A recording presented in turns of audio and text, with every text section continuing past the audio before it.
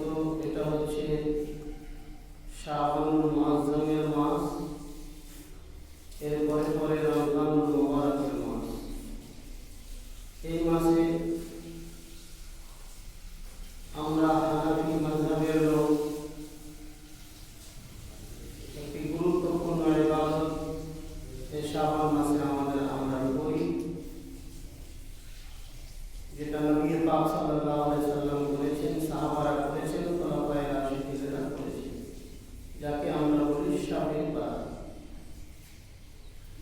শাবে বারাতের বিরুদ্ধে যারা কথা বলে, শাবে বারাতের খেলাফ যারা কথা বলে, যে হাদিস কোরআনের শাবে বারাত নাই, তো আমরা ইমামে আযম আবু হানিফা রাহমাতুল্লাহ আলাইহি ওনার অনুসারী হানাফিরা এমন কোনো কাজ করে না যেটা হাদিস কোরআনে নাই, নবীজি করেনি, সাহাবারা করেনি, খোলাফায়ে রাশিদিনেরা করেনি, এমন কোনো কাজ হানাফিরা করে না।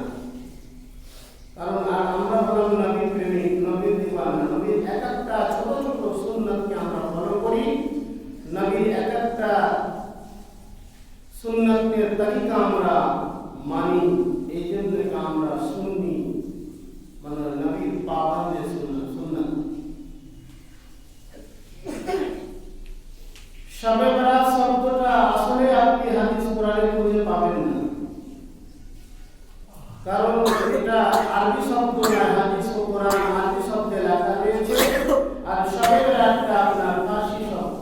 যেহেতু ভারত উপমহাদেশে কমবেশ 1000 বছর ধরে মুসলমানরা রাজত্ব করেছে, আর যতগুলো মুসলমান রাজত্ব করেছে তাদের মাতৃভাষা ছিল ফার্সি। আপনারা যারা বয়স্ক লোক আছেন জানেন যে আগে হাই স্কুলে ফার্সি পড়ানো হতো, আমাদের বাপ-দাদারা ফার্সি বই পড়েছে হাই স্কুলে। এখনো পুরাতন দলিল দেখবেন ফার্সিতে লেখা আছে, আপনি হাজারদুয়ারি যাবেন ফার্সিতে দলিল লেখা আছে। তো ফার্সি বহু প্রচলিত ভারতের ভাষা ছিল। সেই মতো যখন লাইলাতুল নিসফে শাবানের এই সুন্নাতটা ভারতে প্রচলিত হলো, তখন একে নাম দিল শাবে বারাত। শাব মানে রাত, বারাত মানে পরিত্রাণের রাত। রাসূলুল্লাহ সাল্লাল্লাহু তাআলা আলাইহি ওয়াসাল্লাম কি মা আয়েশা সিদ্দিকা রাদিয়াল্লাহু তাআলা আনহা উনি বর্ণনা করেন, আমি আমার নবীকে আমার পাশে ঘুমিয়েছিলেন, হঠাৎ দেখি আমার রাহমাতুল লিল আলামিন নবী ওই জায়গায় নাই। উনি ওই জায়গায় যখন বিছানে পেলেন না, আয়েশা ঘাবড়ে গেলেন, নবীজি গেলেন কোথায়? কারণ চারিদিকে নবীজির দুশমন। মা আয়েশা খুঁজতে বের হলেন নবীজিকে। হুজরার পাশে জান্নাতুল বাকি, ইনারা হজ করতে গেছেন, দেখবেন মসজিদে নববীর পাশে জান্নাতুল বাকি, অর্থাৎ সমস্ত সাহাবাদের ওখানে কবর রয়েছে, মা ফাতেমাতুজ জোহরার কবর রয়েছে। ওই জায়গাকে বলা হয় জান্নাতুল বাকি। জান্নাতুল বাকিতে যত শত শত সাহাবা ঘুমিয়েছিল, আমার দয়ার নবী যে শবে বারাতের রাতে জেগে জেগে ইবাদত বন্দেগী করেন, আর এক সময় উনি জান্নাতুল বাকিতে যান। জান্নাতুল বাকিতে যাওয়ার পরে উনি সমস্ত সহোদরদের জন্য, সাহাবাদের জন্য দোয়ায়ে খায়ের করেন, দোয়ায়ে মাগফিরাত করেন। আমার নবীজি মা আয়েশা ঘুরে থেকে দেখলেন নবীজি জান্নাতুল বাকিতে অঝরনায় কান্না করে আল্লাহর কাছে ফরিয়াদ করে যান, আল্লাহর কাছে দোয়া করে যান, আল্লাহর কাছে ক্ষমা চেয়ে যান। মা আয়েশা দেখে বাড়ি ফিরে এলেন, নবীজি আমার জান্নাতুল বাকি থেকে বাড়ি ফিরলেন। এমন সময় মা আয়েশা নিঃশ্বাস জোরে জোরে চলে। মা আয়েশাকে জিজ্ঞাসা করেন, বিবি তুমি তো ঘুমিয়েছিলে, তোমার নিঃশ্বাস কেন জোরে জোরে জোরে পড়ে? মনে হচ্ছে তুমি কোথা থেকে গড়িয়ে এলে। বলে নবীজি গো, আমি আপনাকে যখন দেখতে না পেলাম হুজরার মধ্যে, আমি ভয়ে আতঙ্কিত হয়ে গেলাম, তাই আপনার খোঁজে বের হলাম। দেখলাম আপনি জান্নাতুল বাকিতে কান্না করছেন।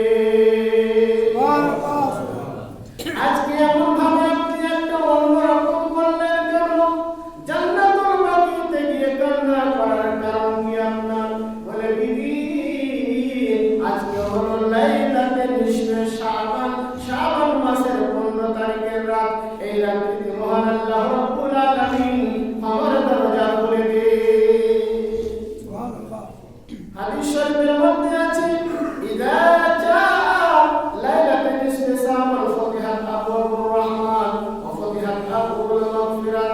যখন লাইলাতুল নিসফি শাবানের মাস আসে, শাবান মাসের 15 তারিখের রাত আসে, আল্লাহ রাব্বুল আলামিন রহমতের দরজাকে খুলে দেন, ক্ষমার দরজাকে খুলে দেন। আর ফজর পর্যন্ত আল্লাহর রহমতের ফেরেশতারা বলেন, হাল মিন মুস্তাগফিরিন ফাস্তাগফির লাহু, হাল মিন মুস্তাগফিরিন ফাস্তাগফির লাহু। মানে কি, আল্লাহর ফেরেশতারা ঘুরে ঘুরে ঘুরে ঘুরে দেখেন যে আল্লাহর কোন বান্দা জেগে জেগে আল্লাহর কাছে কান্না করে, আল্লাহর কাছে উঠি চায়, আল্লাহর কাছে ক্ষমা চায়, আল্লাহর কাছে আপদ বিপদ থেকে উদ্ধার হওয়ার জন্য চোখের পানি ছেড়ে দিয়ে কাঁদে। মহান আল্লাহ রাব্বুল আলামিনের ফেরেশতারা এইভাবে 10 কারণ ঘুরে আর আল্লাহর দরবারে থেকে রহমত বর্ষণ হয়, আর সেই ব্যক্তির গুনাহ আল্লাহ মাফ করে দেন। সুবহানাল্লাহ। স্পেশাল একটা রাত আল্লাহ দিলেন, যে রাতটা হলো লাইলাতুল নিসফি শাবান, শাবান মাসের 15 তারিখের রাত। দয়ার নবীর হাদিস থেকে প্রমাণ হয়, একটা দুইটা নয়, লাইলাতুল নিসফি শাবান সবে রাতের পক্ষে 16 খানা হাদিস, এবং সেই হাদিসটার মধ্যে 9টা হাদিস হলো হাসান সহিহ। এই হাদিসগুলো দ্বারা প্রমাণিত হয় নবী আকরাম সাল্লাল্লাহু আলাইহি ওয়াসাল্লাম সবে রাত পালন করেছেন, আবু বকর সবে রাত পালন করেছেন, ওমর ফারুক সবে রাত পালন করেছেন, ওসমান গনি সবে রাত পালন করেছেন, মাওলানা আলী শের খলিফাতে হেদায়েত সবে রাত পালন করেছেন। এই রকম যারা খলিফায়ে রাশিদিন সাহাবা সবাই সবে রাত পালন করেছেন। যদি আমরা সবে রাতের বিরোধিতা চাই, তাহলে বুঝতে হবে নবীর বিরোধিতা করি, সাহাবাদের বিরোধিতা করি, খলিফায়ে রাশিদিনের বিরোধিতা করা হয়। একটা নয়, দুটো নয়, 16 খানা হাদিস সবে রাতের পক্ষে আছে, এবং যত বড় বড় ইমাম রয়েছেন সবাই সবে রাতের পক্ষে। ব্রাদার বিল্লাহ ইসলামিয়া, এই জন্য সুন্নিরা যে কাজটা করে, হাদিস কোরআনের বিরোধিতা কোনো কাজ করে না। এবং সবে রাত পক্ষে যে হাদিসগুলো এসেছে, কি বর্ণনা হয়েছে, দয়ার নবী সাল্লাল্লাহু আলাইহি ওয়াসাল্লাম এবং সাহাবারা সবে রাতে কি করতেন, ওই 14 তারিখে একটা রোজা রাখতেন, আর 15 শাবানে একটা রোজা রাখতেন। 14 শাবানে একটা রোজা, 15 শাবানে একটা রোজা। এই 14 শাবানের দিবাগত রাতকে বলা হয় শবে রাতের রাত, লাইলাতুল নিসফি শাবানের রাত। শাবান মাসের 15 তারিখের রাতকে বলা হয়, এই হলো শবে রাতের রাত। ওই রাতে সমস্ত সাহাবা থেকে প্রমাণিত হয়, খলিফায়ে রাশিদিন থেকে প্রমাণিত হয়, ওনারা এই রাত থেকে জেগে জেগে যে আল্লাহর কাছে ক্ষমা চাইতেন, আল্লাহর কাছে নিজের কাকুতি মিনতি করতেন, দিনের বেলা রোজা রাখতেন, রাত্রে বেলা ওই রাত্রিতে জেগে জেগে শবে রাত পালন করতেন, আর আল্লাহর নৈকট্য লাভের আশায় পুরো রাত ইবাদত বন্দেগীর মধ্যে কাটিয়ে দিতেন। এরকম শবে রাত পালন করা। এবারে প্রসঙ্গ আসছে শবে রাত পালন করার হলো হালুয়া রুটির ব্যাপার রয়েছে। মশলা এখন ইউটিউব খুলবেন, সোশ্যাল মিডিয়ায় যাবেন, মসজিদে কাদা ছোড়াছুড়ি হচ্ছে, ও বলছে হালুয়া রুটি খাওয়া মানে শুয়োরের মাংস খাওয়া সমান। নাউযুবিল্লাহ মিন যালিক। হালুয়া যে জিনিস আপনি হারাম যদি বলেন, কোন খাদ্যকে যদি হারাম বলেন, আল্লাহ তাআলা এবং আমার নবী পাক সাল্লাল্লাহু আলাইহি ওয়াসাল্লাম যে খাবারগুলো হারাম আছে, ওগুলো কোরআনে বর্ণিত আছে যে কোন কোন খাবার হারাম আছে, হাদিসে উল্লেখ আছে যে এই খাবারগুলো হারাম আছে। দয়ার নবী সাল্লাল্লাহু আলাইহি ওয়াসাল্লামের 63 বছরের জীবনীতে হাদিস যত রয়েছে, কোন জায়গায় বলা নাই যে হালুয়া হারাম আছে। বরং নবী পাক সাল্লাল্লাহু আলাইহি ওয়াসাল্লাম হালুয়া খেতে ভালোবাসতেন, এর প্রমাণ আপনি নেবেন। রাসূল পাক সাল্লাল্লাহু তাআলা আলাইহি ওয়াসাল্লাম হালুয়া রুটি পছন্দ করতেন। বর্ণনা করেছেন মা আয়েশা সিদ্দিকা রাদিয়াল্লাহু তাআলা আনহা, আন আয়েশা قالت سمعت رسول الله صلى الله عليه وسلم يقول التلبية مجبة ফাওয়াদিল মারিদ ওয়া তাযহাবু লিবা'দিল হুজন। রাসূলুল্লাহ সাল্লাল্লাহু তাআলা আলাইহি ওয়াসাল্লাম কে আমি বলতে শুনেছি উনি আটা এবং দুধ দিয়ে তৈরি করা হালুয়া যেটার নাম উনি ওটা খেতেন, আর ওই জিনিসটা বিমারি দিনে সুগুণ দেয় এবং মানুষের চিন্তা দূর করে, অনেক অসুখ দূর হয়। এবার হালুয়া বিভিন্ন রকমের, হালুয়া একটা জিনিসের হয় না, গাজরের হালুয়া হয়, ডিমের হালুয়া হয়, আপনার ছোলার হালুয়া হয়, আটার হালুয়া হয়, সুজির হালুয়া হয়, বিভিন্ন রকমের হালুয়া যে যেরকম ভাবে পারে করে। নবী পাক সাল্লাল্লাহু আলাইহি ওয়াসাল্লাম হালুয়া খেয়েছে, এটা আপনার বুখারী ও মুসলিম শরীফের মধ্যে আছে।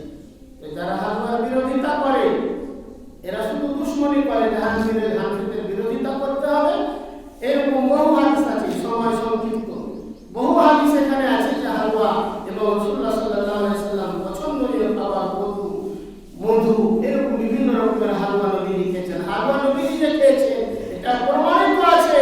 আপনি যদি হালুয়াকে হারাম বলেন তাহলে আপনাকে একদম দলিল লাগবে কোরআন ও হাদিস থেকে। বাবা যেখানে সেখানে যেই সেই জিনিস কথা বলা যায় না। রাসূলুল্লাহ সাল্লাল্লাহু আলাইহি ওয়াসাল্লাম বলেছে আমি যেটা বলিনি সেটা যদি বলে হাদিসে আছে তো তার সেই ব্যক্তির ঠিকানা অবশ্যই জাহান্নাম। রাসূলুল্লাহ সাল্লাল্লাহু তাআলা আলাইহি ওয়াসাল্লাম হালুয়া খেয়েছেন প্রমাণ হলো। আর আপনি যদি কোনো খাদ্য, যে কোনো খাদ্য পৃথিবীর মধ্যে আপনি মনে করে রাখবেন সমস্ত খাদ্য হালাল, কিন্তু যে খাদ্যগুলো কোরআন হাদিসে হারাম বলা আছে ওগুলো খাওয়া হারাম। বাকি রাসূলের যুগে মিষ্টি ছিল না, রাসূলুল্লাহ সাল্লাল্লাহু আলাইহি ওয়াসাল্লামের যুগে চমচম, মতিচুরের লাড়ু, আপনার রসগোল্লা, পান্তুয়া এই যে আপনারা খাচ্ছেন এগুলো খাবার ছিল না। রাসূলুল্লাহ সাল্লাল্লাহু আলাইহি ওয়াসাল্লামের যুগে ভ্যারাইটি খাবার যে খাচ্ছেন এগুলো ছিল না।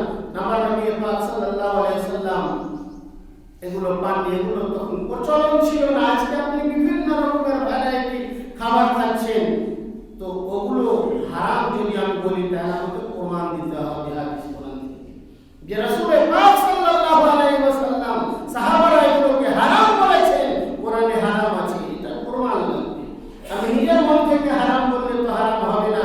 হারাম যেগুলো কোরআনে বর্ণনা করা আছে ইন্নামাল খামরু ওয়াল মাইসারু ওয়াল আজলামু ওয়াল আনসাবু রিজসুম মিন আমালিশ শাইতান হুররিমাত আলাইকুমুল মাইতাতা ওয়াদ দামা ওয়া লাহমাল খিনজির, যেগুলো হারাম আছে কিন্নিরের মাংস, রক্ত,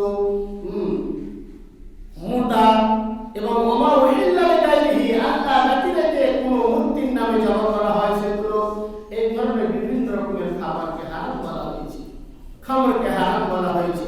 এবারে আপনি হালুয়া একটা সুন্দর খাবার, যে খাবারে রাসূলুল্লাহ সাল্লাল্লাহু আলাইহি ওয়াসাল্লাম প্রশংসা করলেন, সেই খাবারকে আপনি যদি হারাম করেন তাহলে আপনি কোন দরজায় গেছেন, কোন কি ঈমানের দরজায় আপনি আছেন? ব্রাদারিল্লাহ ইসলামিয়া কাজে হালুয়া রুটি, হালুয়া রুটি বাড়িতে করা এটা কোনো জরুরি নয়, মুস্তাহাব জিনিস। আপনি করে ফাতিহা করে ফকির মিসকিনকে পাড়া প্রতিবেশীকে দিয়ে খাবেন, এতে কোনো গুনাহ নাই। আপনি যদি হালুয়া না করেন কোনো পাপও নাই।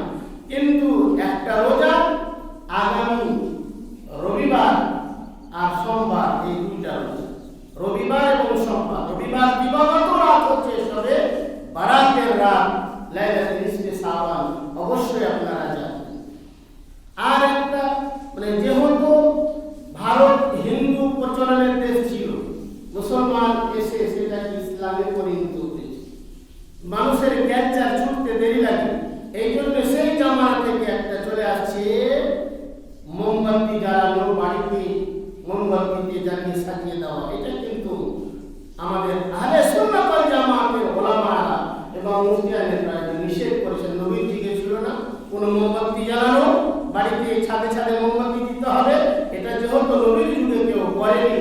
আর যেহেতু যারা আমাদের মুসলমান নয় ওদের একটা প্রচলন আছে দিওয়ালিতে, তাহলে সেই প্রচলনটা ওই প্রচলনের সঙ্গে মিলে যাচ্ছে। মান তাশাব্বাহা বিকওমিন ফাহুয়া মিনহু, যে যে কওমের অনুসরণ যদি করে তাহলে তার দিকে চলে যাবে। যেহেতু একটা প্রথা ওদের আছে দিওয়ালি, যারা দিওয়ালিতে ওইভাবে মোমবাতি সাজায় ডাইটিং করে। ওদের কথা আছে, আমরা যেহেতু আহলে সুন্নাত ওয়াল জামাতের লোক, নবী প্রেমী লোক, আমাদের উপরে যেমন কেউ কাদা না করতে পারে, শুদ্ধভাবে পরিষ্কারভাবে সবে বরাত পালন করবেন, আপনি কবর জিয়ারত করবেন, ফাতিহা করবেন, মিলাদ করবেন, রোজা রাখবেন, রাত্রি জাগরণ করে ইবাদত করবেন, এতে নিঃসন্দেহ পালন করা যায়। এক মৌলবী বলছে সবে রাতে রোজা রাখতে গেলে পাপ হবে। তাহলে কত বড় মগজ মোটা যে রোজা রাখতে গেলে কখন পাপ হয়। বছরের মধ্যে 5টা দিন রোজা রাখা হারাম, কুরবানিতে 4 দিন আর ঈদুল ফিতরে রমজানের ঈদে 1 দিন, এই 5 দিন বাদে যে কোনো দিন যে কোনো মানুষ রোজা রাখতে পারে, কোনো নিষেধ নাই। তাহলে সবে রাতে রোজা রাখলে পাপ হবে, তোমার জরম কেন সবে রাতে রোজা? বিল্লাহ ইসলামিয়া রোজা অবশ্যই রাখবেন এবং ইবাদত বন্দি করবেন, কিন্তু বাড়িতে কোনো মোমবাতি জ্বালিয়ে আপনি অন্য বিধর্মীদের অনুসরণ করবেন না এবং বোম ফাটিয়ে ইন্নাল মুবাসসিরিনা কানু ইখওয়ানাশ শায়াতিন, যারা ফজর খরচা করে তারা হলো শয়তানের ভাই, কোরআনের আয়াত। তাই ফজর খরচার দিকে কেউ যাবেন না। বোম ফাটিয়ে মোমবাতি জ্বালিয়ে অপচয় সম্পদকে নষ্ট করা, এটা শরীয়তে জায়েজ নয়, এগুলো আপনারা করবেন না। আপনি করবেন, রোজা রাখবেন, ফাতিহা করবেন, মিলাদ করবেন আর রাত্রি জাগরণ করবেন। আপনার আত্মীয় স্বজন যারা ইন্তেকাল করেছে তাদের নামে দোয়া মাগফিরাত করবেন, তাদের কবর জিয়ারতে যাবেন, নবীর সুন্নাত পালন হবে, সাহাবাদের সুন্নাত পালন হবে, উলামায়ে দ্বীনের সুন্নাত পালন হবে, এতে আপনার নেকি হবে, আল্লাহর রহমত বর্ষণ হবে। আল্লাহ তাবারক ওয়া তাআলা যেন আমাদেরকে এইভাবে শবে বরাত পালন করার তৌফিক দান করেন। আমাদের জামে মসজিদে বাদে নামাজে এশা, রবিবার দিবাগত রাত বাদে নামাজে এশা, ফাতিহা এবং শবে বরাত সম্পর্কে কিছু আলোচনা হবে, মিলাদ হবে। আপনারা অবশ্যই হাজির হবেন, অংশগ্রহণ করবেন এবং দুআয়ে খায়রে শামিল হবেন। আল্লাহুম্মা আমিন।